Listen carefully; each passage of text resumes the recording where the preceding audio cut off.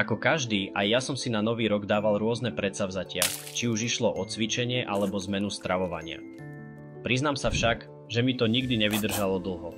Tiež si niekedy povedal, že tento rok to už určite vydržíš, no nakoniec to nevyšlo? Ver mi, nie si v tom sám. Podľa výskumu zverejneného v časopise Journal of Clinical Psychology až 45% ľudí poruší svoje predsavzatia už do konca januára. A len 19% ich dokáže dodržiavať dlhšie ako 2 roky.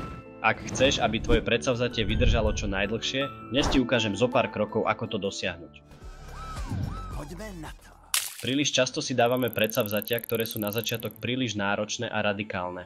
Chceme sa hneď pustiť do tvrdých tréningov alebo obmedziť stravu, pretože veríme, že úspech si vyžaduje veľké činy. Takýto prístup však často vedie k rýchlemu zlyhaniu. Ak chceš, aby ti tvoje predsavzatie vydržalo, začni s malými a jednoduchými krokmi, ktoré ťa postupne dovedú k cieľu. Napríklad, ak chceš začať behať, nechoď hneď prvý deň behať 5 km, ak si to nikdy nerobil. To ťa len odradí. Namiesto toho začni prechádzkami, postupne pridávaj do tempa a začni behať na krátke vzdialenosti. Postupne si ich predĺžuj. Takto si udržíš motiváciu a tvoje predsavzatie bude jednoduchšie.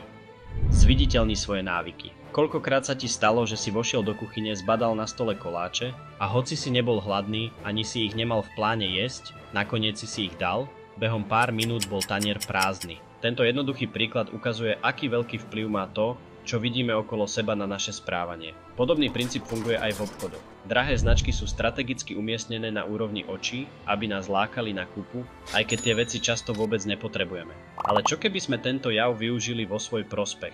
Namiesto vecí, ktoré ťa rozptylujú, si na viditeľné miesto daj niečo, čo ťa bude motivovať konať. Napríklad bežecké topánky, fľašu s vodou alebo plán na deň. Preto je dôležité pretvoriť svoje prostredie tak, aby ťa prirodzene motivovalo konať. Plánovanie času. Predstav si, že máš zajtra dôležitú schôdzku, alebo musíš byť v škole na čas na skúšku.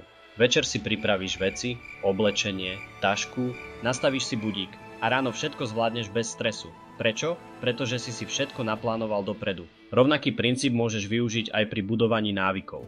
Každý večer si naplánuj nasledujúci deň. Nemusíš ísť do detailov, stačí si napísať 2-3 veci, ktoré chceš spraviť a vieš, že by si ich inak zanedbal.